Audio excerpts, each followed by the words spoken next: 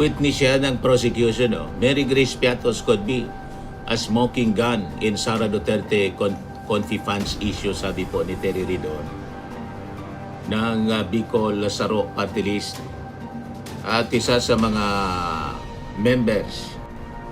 Kaya sabi ni Terry Ridon, malaga yung Mary Grace Piatos kasi nasa sentro siya ng kontrobersya ng paggamit ng confidential funds. Yung existence or non-existence ni Mary Grace Piatos, yun po ang smoking gun. Kung tama nga, umali ang paggamit ng confidential Duterte's undisclosed guns to be taken up in trial, sabi dito sa report ng Philippine Daily Inquirer. A new set of evidence in Vice President Sara Duterte's impeachment case will include guns that she failed to disclose in her annual state. Nagbabagang mga balita at pagtalakay sa mga isyu ng lipunan. Bulsa!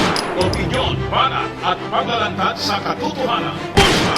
What you see is what you get. You decide. Ito po mga kababayan, si Dante Maravillas.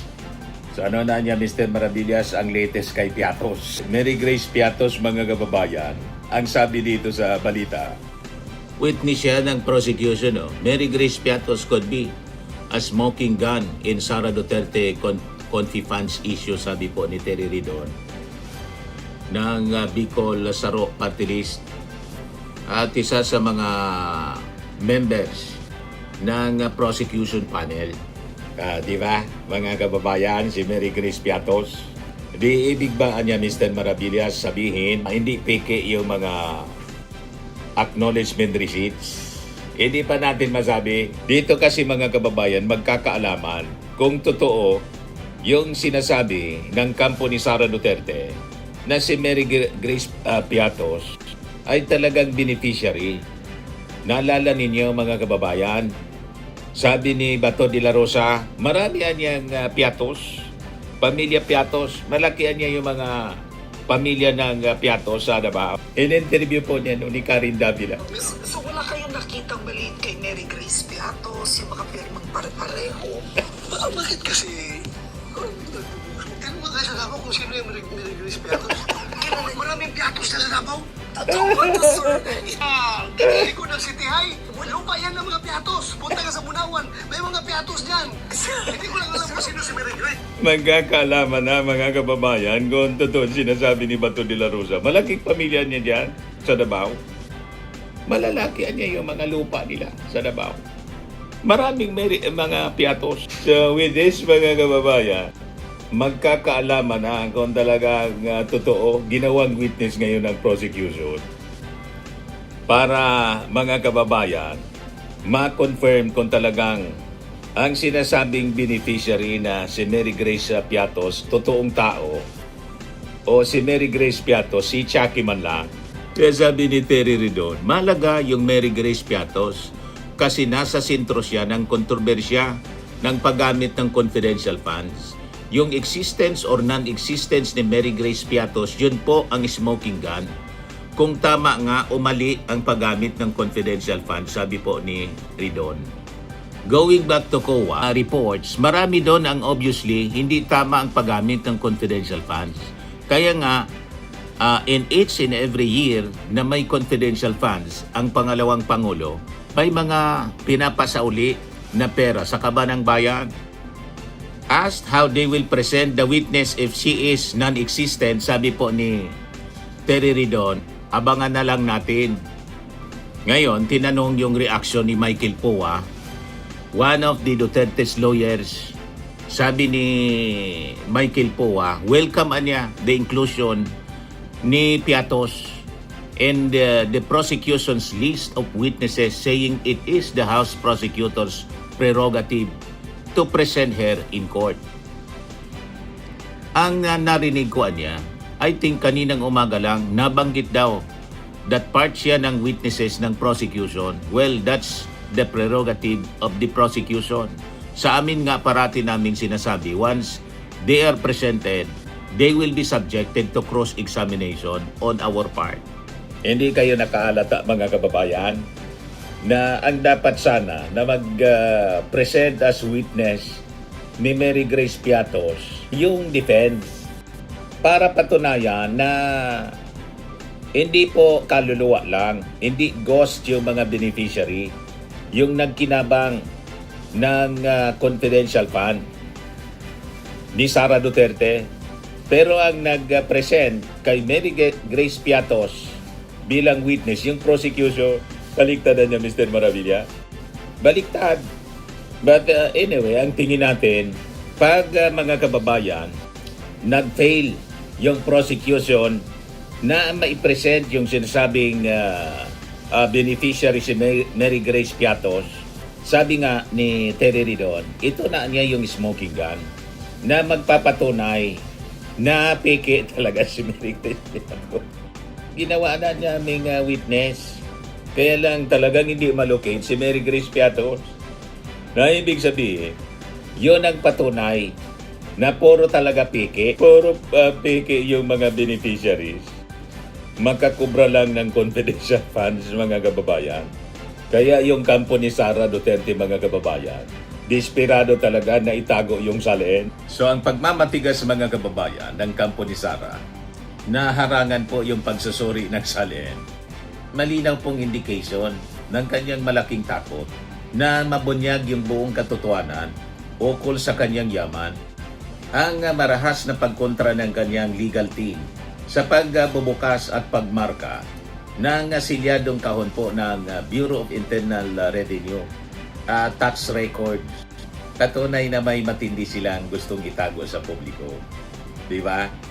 Ang kakatuwang hirit ng kampo niya na limitahan lang po sa terminong 2022 to 2025 ang saklaw po ng ebidensya ay isa pong tahasang pag-amin lang na hindi nila kaya pong ipaliwanag ang kanyang yaman bago siya naging vice presidente. Dahil dyan, lumilika siya ng adverse presumption. Itinatago kasi mapanira siya kapag nailabas. Kasi po, kung walang nakaw na yaman, walang dahilan para katakutan ang pagsasuri po ng kanyang salin. Mula 2007 hanggang 2021, noong siya ay hindi pa vice presidente, nasa lokal na pamahalaan pa siya ng Davao. Importante kasi po na makita yung comparison.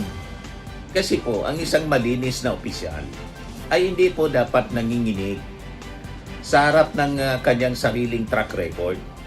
Ayon kasi mga kababayan sa pagsusuri ng mga eksperto, lumalabas po na hindi may paliwanag na 50 million piso na agwat sa kanyang deklaradong net worth na umabot sa 88.5 million pesos at ng kanyang aktual na kinita bilang opisyal.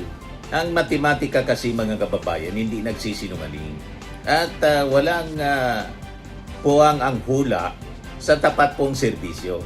Kini-question din yung nakitang zero cash on hand sa kanyang salin noong nakaraang taon habang ginagamit po na outside the impeachable term upang hindi masilip ang kanyang biglaang pagyaman. So ang pagtatago po sa likod ng mga technicalities ng jurisdiction mga kababayan ay taktika ng mga may seryosong pananagutan po sa batas. Kaya yung ginagawa nilang strategy mga kababayan, gumagawa ng sari-saring ingay para malihis yung atensyon ng publiko sa proseso ng pagliliti sa Senado. Kaya gumagawa sila ng mga pampolitikang sarsuela. Drama. Kasi anya Mr. Maravillas, mahina yung mga argumento.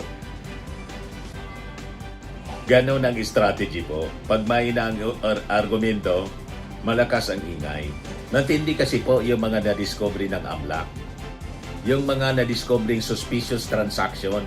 Ayon mismo to sa opisyal na ulat ng AMLAC. Yan, sabi dito. Ayon mismo sa opisyal na ulat ng Anti-Money Laundering Council, mayroong 33 suspicious transactions at 630 covered dealings ang nakarehistro sa mga bank accounts ni Sara sa kanang-kanyang asawang si Man Scarpio mula 2006 hanggang 2025. Umabot sa 6.77 bilyong pisong questionable. Binalot na red flag. So ang tanong ngayon mga kababayan, saan galing yung bilyong-bilyong pisong na na-detect ng AMLAC na labas-masok sa personal account ng mag-asawa? Kaya niya siguro, Mr. Maravillas, gayon na lang ang takot ng kampo ni Sara Duterte na mabuksan yung mga bank records, pati yung BIR files. Malamang ganun po. Kasi pag binuksan yung mga files, makikita po yung mga discrepancy. Tapos, sa latest mga kababayan na na-discover, may hindi pa na-declare sa SALN ni Sara yung sabi, 52 undeclared firearms. So, indikasyon nito mga kababayan na talagang maraming tinatago. Ayan, Sara Duterte's undisclosed guns to be taken up in trial, sabi dito sa report ng Philippine Daily Inquirer. A new set of evidence in Vice President Sara Duterte's impeachment case will include guns that she failed to disclose in her annual statements of assets, liabilities and net worth or SALN, sabi po ni Bicol Saro Representative Terry Ridon, who leads the team pursuing the articles of impeachment relating to Duterte's unexplained wealth. Itong mga baril na to allegedly registered to Vice President Sara Duterte at saka sa kanyang asawa na si Atty. Maneses Manscarpio. Ayon kay Ridon, itong mga armas na to were a mix of pistols and rifles and high-caliber weapons, estimating this to be worth millions of pesos. The prosecution panel, he said, is seeking an expert appraisal para ma-determine yung actual na value. The non-disclosure of firearms ownership is a serious matter, sabi po niya. Not only because of its value but also because of the type of property left undeclared, sabi po ni Terry Ridon. While firearms ownership is not prohibited, it is highly regulated form of property that should be declared in the SALN, sabi po ni Terry Ridon. So talagang ang dami pong ipapaliwanag ni Sara Duterte pag simula po ng impeachment trial. Kaya para po kay Akbayan Representative Chel Jukno, sabi niya dito, the biggest, very valid issue, unexplained wealth. Siya niya yung pinakang malakas na ground to impeach Sara Duterte. So ayon kay Chel Jukno, para sa akin na niya, what needs to be explained is how did those billions of pesos pass through the Vice President's accounts, whether in her individual name or in the spouse's accounts. Paano dumaan yon in her name? 2.87 billion pesos. For both of them, 6.7 billion pesos. That's such a humongous amount that requires explanation, sabi po ni Jukno. Jukno also noted that from 2019 to 2024, Duterte did not declare any cash on hand or deposits in bank based sa kanyang SALN. Duterte did not attend any of the impeachment hearings at the House Committee on Justice. So yun mga kababayan, nasa tingin ng House panel, malinaw na pag-iwas ni Sara Duterte.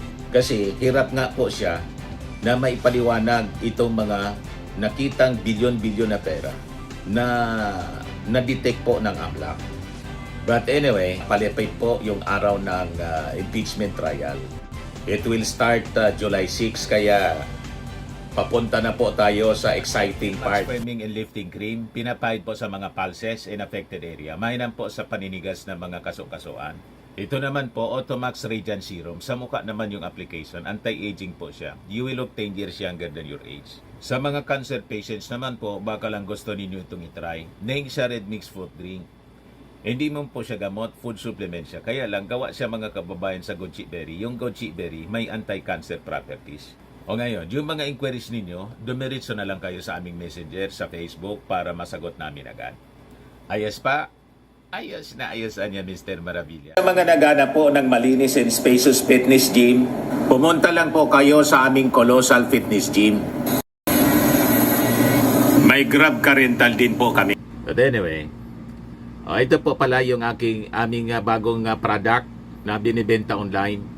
I am worldwide amazing pure organic barley powdered drink mix from Australia.